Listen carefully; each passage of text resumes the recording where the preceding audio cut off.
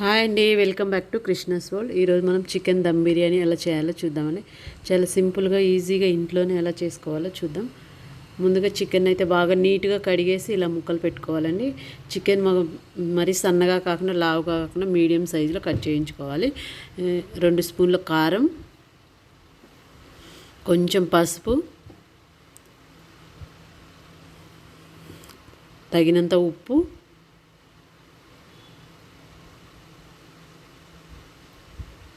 అల్లం పేస్ట్ ఒక 2 స్పూన్లు వేసుకోవాలండి.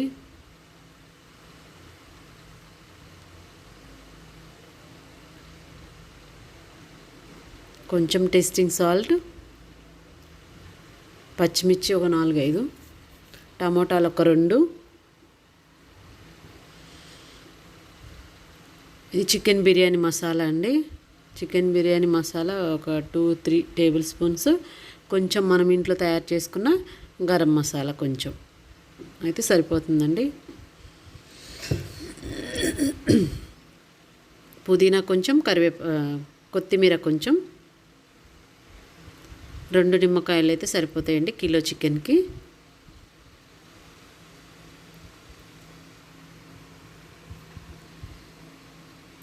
ఇవన్నీ వేసి బాగా కలుపుకోవాలండి. బాగా మ్యాగ్నేట్ చేసుకొని అందులో పెరుగు వేసుకోవాలి. పెరుగు ఎక్కువ ఉంటేనే బాగా గ్రేవీగా మంచిగా జ్యూసీగా వస్తుందండి. మనం కర్రీ లేకపోయినా అలానే తినేయచ్చు, చాలా బాగుంటుంది. పెరుగు అయితే మంచిగా వేసుకోవాలి.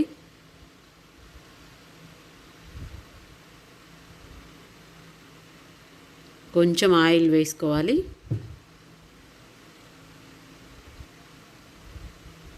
ఒక పెద్ద 3 స్పూన్లు వేసుకుంటే సరిపోతుందండి.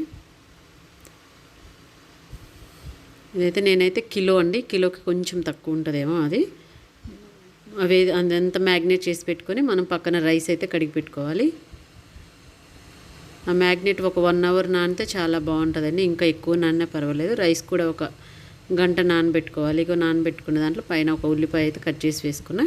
ఇప్పుడు స్టవ్ మీద పెట్టుకొని ఒక 10 నిమిషాలు ఉడికించుకోవాలండి. ఇలా ఉడికించుకోవడం వల్ల ముక్క బాగా ఉడుకుతుంది. ప్లస్ మనం దమ్ వేసినప్పుడు చాలా బాగుంటుందండి. కింద వాటర్ లేకుండా చక్కగా అయిపోయిద్ది. అందుకని ముందుగా అలా కొంచెం ఒక 10 నిమిషాలు ఉడికించుకోవాలి.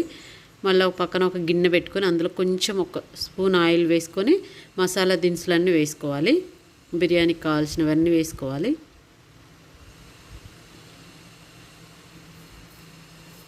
అవి ఒక 2 మినిట్స్ ఫ్రై అవ్వనివ్వాలి.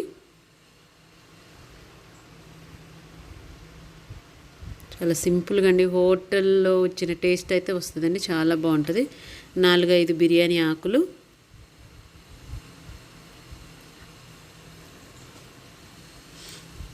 ఒక 3 పచ్చిమిర్చి, కొంచెం పుదీనా, కొంచెం కొత్తిమీర. ఇవి ఆల్రెడీ అందులో వేసుకున్నాం. ఇది రైస్ కోసం అండి, రైస్లోకి ఇవి. ఇలా కొంచెం మసాలా దినుసులు ఫ్రై చేసి వేసుకుంటే టేస్ట్ చాలా బాగుంటుంది. డైరెక్ట్ వాటర్లో వేయకుండా ఇలా వేసుకుంటే చాలా బాగుంటుంది.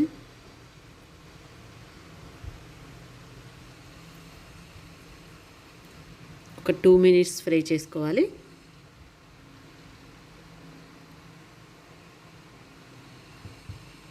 కొంచెం అల్లం వెల్లుల్లి పేస్ట్,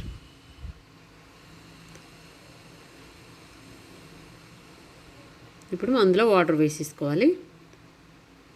మనం ఎంత రైస్ తీసుకుంటామో దానికి. నేను కిలో రైస్కి కిలో చికెను, కిలో రైస్ తీసుకున్నానండి. దానికి తగ్గ వాటర్ వేసుకున్నాను. ఇలా వాటర్ వేసుకొని ఇప్పుడు బాగా మరిగించుకోవాలి. చికెన్ చూసారా స్టవ్ మీద బాగా ఉడుకుతుంది. ఇలా ఉడికించుకోవాలి. ఇంకొక 5 మినిట్స్ ఉడికితే సరిపోతుందండి. మరి వాటర్ అన్నీ అంత అయిపోవద్దు, కొంచెం దగ్గరికి పడ్డాక బంద్ చేసుకోవాలి. ముక్క అనేది చాలా బాగా నీట్గా ఉంటుంది. ఇగో ఇలా వచ్చేంత వరకు ఉడికించుకోవాలి. ఇప్పుడు దించేసి పక్కన పెట్టుకోవచ్చు. ఇలా ఉంటే మనం ఆ రైస్ వేసినప్పుడు ముక్కలకు బాగా పట్టి ముక్కలు కూడా చాలా బాగా ఉడుకుతాయి. చికెన్ ముక్కలు కూడా చాలా సాఫ్ట్గా మెత్తగా చాలా టేస్టీగా ఉంటాయండి. వాటర్ అయితే మరిగిపోయింది. ఇందులో రైస్ వేసుకోవాలి. ముందుగా కడిగి పెట్టుకున్న రైస్ అందులో వేసేసుకోవాలి.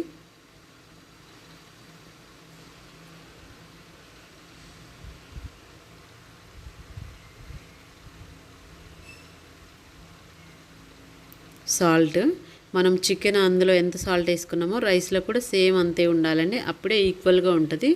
చికెన్లోకి రైస్లోకి వేసుకుంటే కరెక్ట్గా సరిపోతుంది. కొంచెం ఆయిల్ వేసుకోవాలి.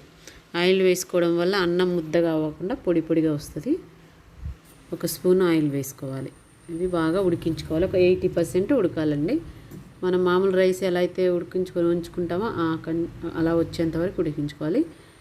నేనైతే పెన్నం పెట్టి పెడతానండి. మీ దగ్గర పెన్నం ఉంటే పెట్టుకోవచ్చు, లేదంటే మామూలు స్టవ్ మీద అయినా పెట్టేసుకోవచ్చు. ఇదిగో ఇలాగా ఉడికించుకోవాలి. ఉడికించుకొని ఇప్పుడు ఈ రైస్ అంతా అందులో వేసుకోవాలి. ఇష్టం ఉన్న వాళ్ళు ఫ్రైడ్ ఆనియన్స్ వేసుకోవచ్చు, లేదంటే అవసరం లేదండి. మాకైతే మా పిల్లలు తినరు, అందుకే నేను వేయట్లేదు. ఫ్రైడ్ ఆనియన్స్ వేసుకోవచ్చు, చాలా బాగుంటుంది. రైస్ అంతా అందులో వేసేసేయాలి. ఇలాగా లేయర్స్ కూడా వేసుకోవచ్చు.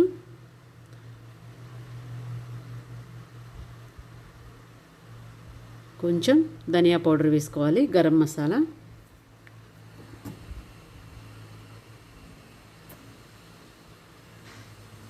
కొంచెం కొత్తిమీర,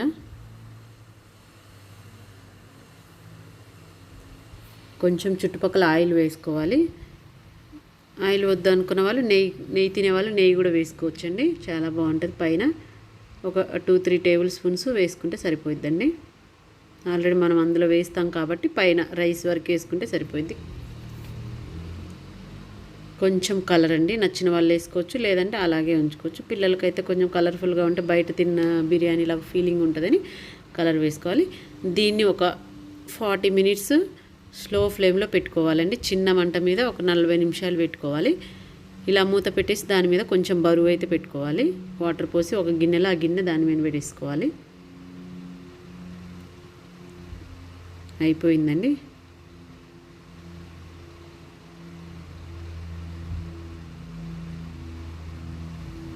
చాలా టేస్టీగా బయట బిర్యానీ లాగే ఉంటుందండి.